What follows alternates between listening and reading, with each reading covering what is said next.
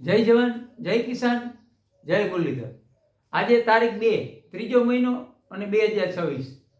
હવે આપણે આજે વાત કરવાની છે આવનારા સમયની અંદર ઉનાળાની અંદર કેટલા માવઠા થશે અને અત્યારથી આપણે ઉનાળાનો ક્યાંક ને ક્યાંક એક ઉનાળાની શરૂઆત તો થઈ, પણ હાઈ ટેમ્પરેચર અને કેવો ઉનાળો અને કેવું તાપમાન અને કેવી આપણે કહીએ કે લૂના રાઉન્ડ તે વિશે પણ થોડીક આપણે માહિતી આપશું। પણ ખાસ કરીને મિત્રો આજે આપણે આમ તો વર્ષની જે હોળી હોય કે દિવાળી હોય કે કોઈ પણ તહેવાર હોય આપણા હિન્દુ ધર્મની અંદર બબે દી બનતા હોય, જોકે એ આપણું એક શાસ્ત્ર છે, એના અનુસાર આ બધું થતું હોય અને આપણે ક્યાંક ને ક્યાંક એ માહિતી હોય। એટલે હોળી તો કાયદેસર ગણતરી કરીએ મિત્રો તો 3 તારીખે થાય, પણ કંઈક આપણે કહીએ ગ્રહણના હિસાબે આજે 2 તારીખે હોળી બનાવવામાં આવે છે। એટલે 2 તારીખે જે આપણે આજે 2 તારીખ છે ને હોળી છે, તો ઘણા મિત્રોનો એવો પણ પ્રશ્ન હતો કાલે કે અલગ અલગ વિસ્તારોથી મને ફોન આવતા હતા કે કિશોરભાઈ હોળીનો પવન કઈ રીતે જોવાનો, કે હોળી તો 3 તારીખે છે ને આપણે પ્રગટાવીશું 2 તારીખે। તો મિત્રો આમાં એવું હોય કે હોળી ભલે 2 તારીખે પ્રગટાવે, પણ આપણે હોળીનો પવન જોવો હોય કે તો 2 તારીખે જોવાય, 3 તારીખે જોવાય, 2 દી સુધી જોવાય। અને અત્યારે તો આપણે કહીએ ને કે સેટેલાઇટની દુનિયાની અંદર આપણે મોડલમાં અને ગમે વસ્તુમાં આપણે જોઈ શકીએ, તો આપણે એ રીતે અનુભવ કરી શકીએ। અને હું પણ મારી રીતે 2 તારીખે આજે પણ જોઈશ ને કાલે પણ જોઈશ। એટલે આ રીતે આપણે વર્ષનું કોઈ પણ તાળ કરતા અખાત્રીજમાં પણ આવી ઘટના ઘણીવાર આપણે બનતી હોય, બબે દિવસથી અખાત્રીજ બનતી હોય, ઘણીવાર બપોર પછી અખાત્રીજ હોય, આવું આપણું શાસ્ત્રમાં હોય। એટલે ક્યાંક ને ક્યાંક આપણી અસમજ અને મૂંઝવણ થતી હોય, પણ એનો રસ્તો આપણી રીતે આપણે કાઢી લેવાનો હોય। એટલે હું પણ ક્યાંક ને ક્યાંક પવન જોઈ મેં તમને જે માહિતી આપી એ રીતે। પણ ખાસ મિત્રો કે હોળી પછી 4 તારીખથી ટેમ્પરેચરમાં વધારો થશે, તો તાપમાન વધશે, તો ક્યાંક ને ક્યાંક આપણે 6, 7 અને 8 તારીખમાં કદાચ 36, 37 ડિગ્રી તાપમાન પણ પહોંચી શકે। એટલે અવાર ઉનાળો છે એ ક્યાંક ને ક્યાંક એક ઉનાળો આપણે કહીને તો ઉનાળાની અંદર ગરમી, ઉકળાટ અને તાપમાન હાઈસ રીએ તેવી શક્યતા છે અને અમુક વર્ષોનો રેકોર્ડ પણ તોડી શકે। એનું કારણ મિત્રો કહું કે શિયાળાની અંદર આપણે જોઈએ એવી ઠંડી નથી પડી, તો ઉનાળાની અંદર તાપમાન પણ વધારે થાય તેવી શક્યતા છે।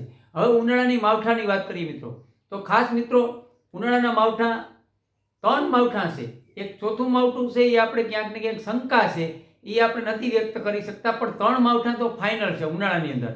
બધાય મહિનાની ગણતરી કરીએ તો તારીખ આપીએ મિત્રો, તો આપણે મે મહિના શરૂઆતના આપણે વાત કરીએ માવઠાની, તો માર્ચ મહિનાના એન્ડમાં 25 તારીખ, એપ્રિલના એન્ડમાં 25 તારીખ અને મે મહિનાની એન્ડમાં 25 તારીખ। એટલે મિત્રો ક્યાંક ને ક્યાંક 20 તારીખ પછી અને 25 તારીખની આસપાસ 3 મહિનાની અંદર માવઠા ઉનાળામાં થાય તેવા પૂરેપૂરા સંકેતો છે મિત્રો। એમાં ખાસ કરી અને આજે પહેલું માવઠું છે માર્ચ મહિનાનું, એ કદાચ સામાન્યથી નોર્મલ કે મીડિયમ હોઈ શકે, પણ એપ્રિલ અને મે મહિનાના માવઠા ક્યાંક ને ક્યાંક તીવ્રવાળા પણ હોઈ શકે, આવી શક્યતા છે। અને અરબી સમુદ્રની અસ્થિરતા અથવા અરબી સમુદ્રની અંદર કોઈ નાની મોટી સિસ્ટમ બને એના અનુસાર એપ્રિલ મહિનાના એન્ડમાં અને મે મહિનાના એન્ડમાં પણ માવઠું થશે। અને મારા અંદાજ પ્રમાણે ક્યાંક ને ક્યાંક આપણે અગાઉથી તો તારીખ આપેલી જ છે કે ઉનાળુ પિત્ત છે એ ક્યારે સકેલી લેવું। એટલે આ જે માહિતી છે એ પણ તમને ક્યાંક ને ક્યાંક કામ આવી શકે। અને મિત્રો ખાસ કે હોળી પછીના તમામ મારા વિડીયો હશે અને જે માહિતી હશે ક્યાંક ને ક્યાંક તમને કામ આવી શકશે। અને એ જે વિડીયો છે એ આપણે દેશી મહિનાના હિસાબે પણ ક્યાંક ને ક્યાંક વરસાદના તાણ આપશું। અને ઘણા મિત્રોનો એવો પણ પ્રશ્ન હોય કિશોરભાઈ કે સોશિયલ મીડિયાની અંદર ક્યાંક ને ક્યાંક આપણે એવું બતાવે છે કે 2026નું વર્ષ નબળું થાય તેવા પણ સંકેતો અમુક મોડેલો બતાવે છે, તો આપણે દેશી અનુમાનમાં હજી કોઈ એવું તાણ નથી મળ્યું કે 2026નું નબળું વર્ષ જાય। 2026નું વર્ષ સારું જ થવાનું છે, પણ હજી આપણે જે આ એક માવઠાની તમને વાત કરી કે ઉનાળામાં 3 માવઠા છે, એ માવઠાનો સમય અને તારીખ જે આપણે અત્યારથી નક્કી તો કરી શકીએ, પણ એમાં થોડો ઘણો ફેરફાર થઈ શકે।